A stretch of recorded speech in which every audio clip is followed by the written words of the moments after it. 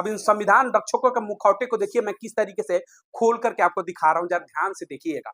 मुजफ्फरपुर की घटना होती है, 14 साल की बेटी के साथ दरिंदगी होती है। संजय सिंह यादव वो दरिंदा होता है, संजय सिंह यादव वो अपराधी होता है जो, लेकिन जुबान देखिए, संविधान बचाने के नाम पर लाल डायरी लेकर घूमने वाले राहुल गांधी मुजफ्फरपुर पर जुबान चुप, अखिलेश यादव मुजफ्फरपुर के मामले पर जुबान चुप, डिंपल यादव समाजवादी पार्टी सांसद मुजफ्फरपुर के मामले पर, बेटी के मामले पर जुबान चुप, संजय सिंह मुजफ्फरपुर के मामले पर जुबान चुप, सोनिया गांधी मुजफ्फरपुर के मामले पर जुबान चुप, प्रियंका गांधी मुजफ्फरपुर के मामले पर जुबान चुप, तेजस्वी यादव मुजफ्फरपुर के मामले पर जुबान चुप, मुजफ्फरपुर के मामले पर लालू प्रसाद यादव की जुबान चुप, सबकी जुबान चुप। ये वो चेहरे थे जो इंडिया गठबंधन में कहते थे कि दलितों के हितैषी हैं, संविधान बचाएंगे। ये मुखौटे इनके आज मैंने आपको खोल करके दिखाया।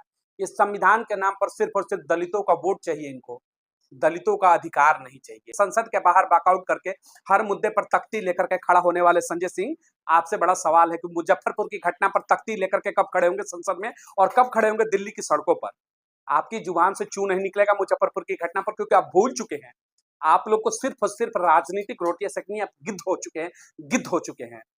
आपका मुख्यमंत्री बाहर आया, मुजफ्फरपुर की घटना लगता है उसके कान तक पहुंची नहीं, ये संजय सिंह के कान तक पहुंची नहीं, मुजफ्फरपुर में कोई घटना घटी है। एक 14 साल की मासूम बेटी की जिंदगी खत्म हो चुकी है, लेकिन संजय सिंह को पता ही नहीं है।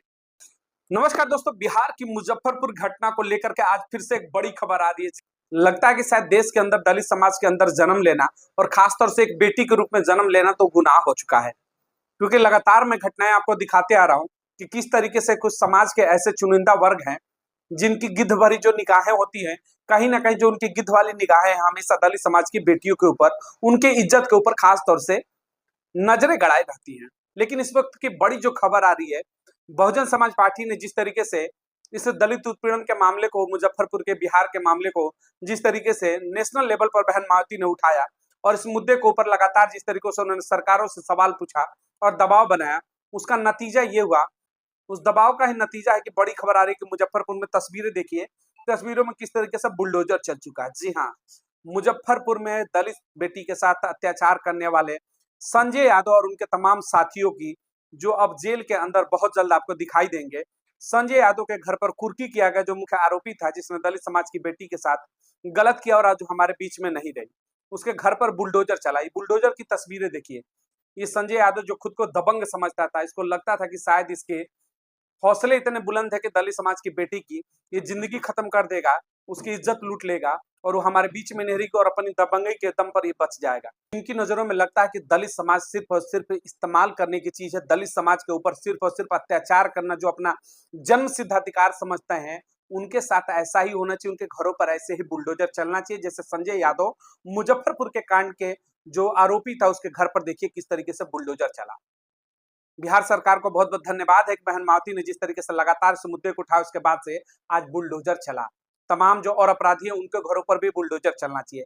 साथ ही साथ ऐसी सजा मिलनी चाहिए कि ऐसे जो दरिंदे हैं, संजय यादव जैसे, जो अपने आप को बाहुबली समझते हैं, अपने आप को दबंग समझते हैं और मानते हैं कि दलितों के ऊपर अत्याचार करना उनका जन्मसिद्ध अधिकार है, उनकी 7 पीढ़ियां कांप जाए, ऐसी सजा मिलनी चाहिए।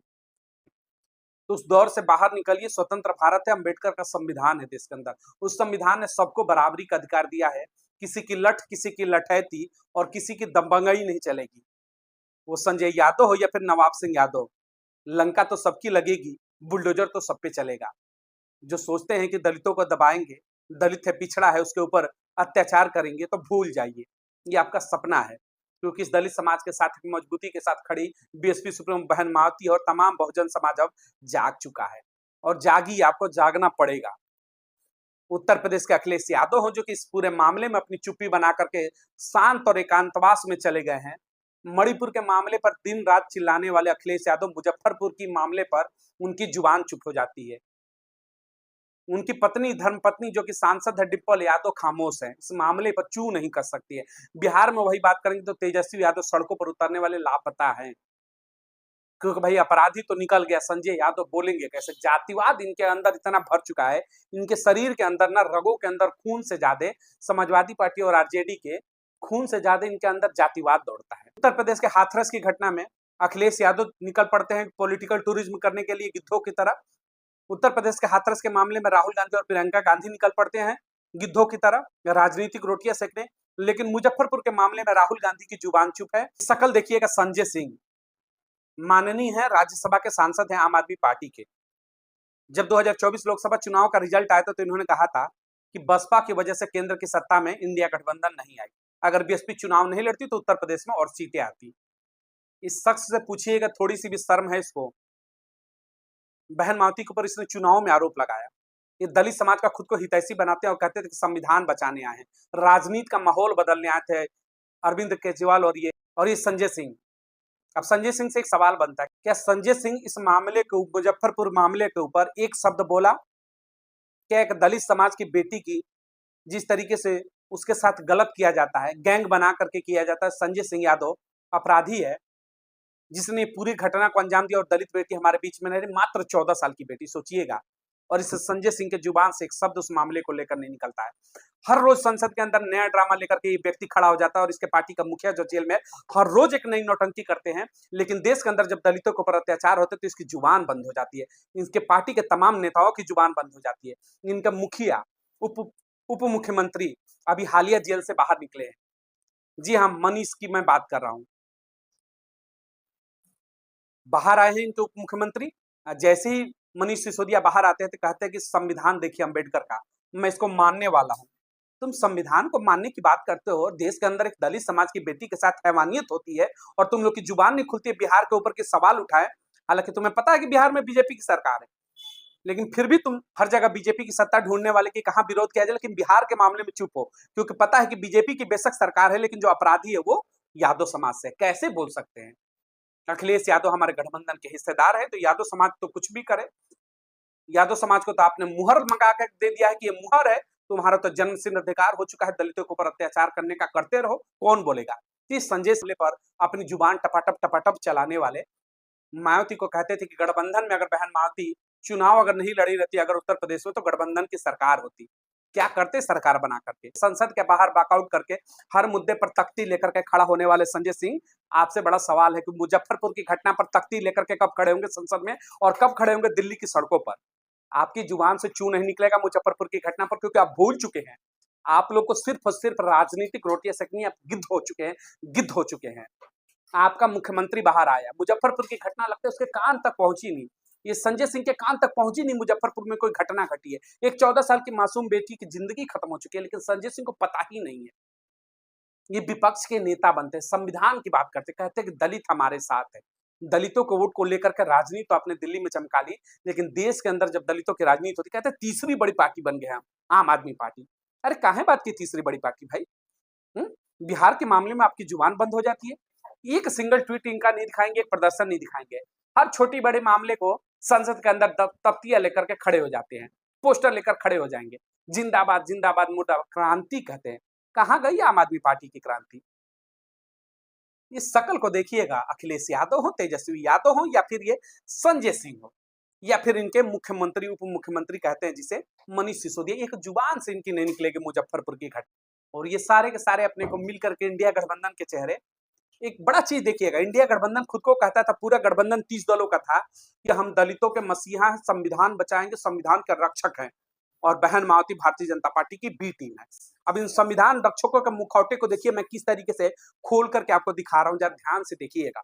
मुजफ्फरपुर की घटना होती है, 14 साल की बेटी के साथ दरिंदगी होती है। संजय सिंह यादव वो दरिंदा होता है, संजय सिंह यादव वो अपराधी होता है जो, लेकिन जुबान देखिए, संविधान बचाने के नाम पर लाल डायरी लेकर घूमने वाले राहुल गांधी मुजफ्फरपुर पर जुबान चुप, अखिलेश यादव मुजफ्फरपुर के मामले पर जुबान चुप, डिंपल यादव समाजवादी पार्टी सांसद मुजफ्फरपुर के मामले पर, बेटी के मामले पर जुबान चुप, संजय सिंह मुजफ्फरपुर के मामले पर जुबान चुप, सोनिया गांधी मुजफ्फरपुर के मामले पर जुबान चुप, प्रियंका गांधी मुजफ्फरपुर के मामले पर जुबान चुप, तेजस्वी यादव मुजफ्फरपुर के मामले पर जुबान चुप, मुजफ्फरपुर के मामले पर लालू प्रसाद यादव की जुबान चुप, सबकी जुबान चुप। ये वो चेहरे थे जो इंडिया गठबंधन में कहते थे कि दलितों के हितैषी हैं, संविधान बचाएंगे। ये मुखौटे इनके आज मैंने आपको खोल करके दिखाया। इस संविधान के नाम पर सिर्फ और सिर्फ दलितों का वोट चाहिए इनको, दलितों का अधिकार नहीं चाहिए। मुजफ्फरपुर की घटना पूरे देश के दलित समाज के मुंह पर तमाचा है। आपको सीखना होगा, समझना होगा कि संविधान के नाम पर सिर्फ और सिर्फ अखिलेश यादव, राहुल गांधी, तेजस्वी यादव या फिर संजय सिंह या फिर प्रियंका, सोनिया, सारे के सारे आपको सिर्फ और सिर्फ संविधान के नाम पर मूर्ख बनाते हैं। संविधान का रक्षक कोई होगा तो आपकी सिर्फ और सिर्फ इकलौती बीएसपी की पीएसपी सुप्रीमो बहन मायावती। अपने घर को छोड़कर जब तक इनके पाले में जाओगे आपके साथ ऐसा ही होगा। आपकी मासूम 14 साल की बेटी आपके बीच में नहीं रहेगी और ये सारे के सारे जुबान खामोश करके इसी कमरे में बैठे रहेंगे। समय है, बदलिए। 2027 विधानसभा का चुनाव है। अपनी सत्ता शासन को वापसी लाइए ताकि आपके जो हक और अधिकार हैं वो आपको मिले और जो समाज में आपकी भागीदारी उसको मजबूत करने का अब समय आ गया है। अपनों को छोड़ करके गैरों के साथ जाएंगे तो आपके साथ मुजफ्फरपुर की घटना भी होगी, कन्नौज की भी होगी और अयोध्या की भी होगी और आप हाथ मलते रह जाएंगे, आपको कुछ मिलेगा नहीं। समय है, बदलाव करेंगे। 2027 में मिलकर के सत्ता लाएंगे बहुजन समाज पार्टी की और फिर से सत्ता की हुकूमत लेकर के बहन बेटियों के मान और सम्मान की रक्षा होगी। वीडियो को अधिक से अधिक लोगों तक शेयर जरूर करिएगा ताकि ऐसे जो मुखौटे उड़ करके इंडिया गठबंधन के घूमते संविधान रक्षक उनकी पोल खुलती रहे। मिलेंगे अगली तमाम बड़ी खबरों को लेकर के। बहुत बहुत धन्यवाद।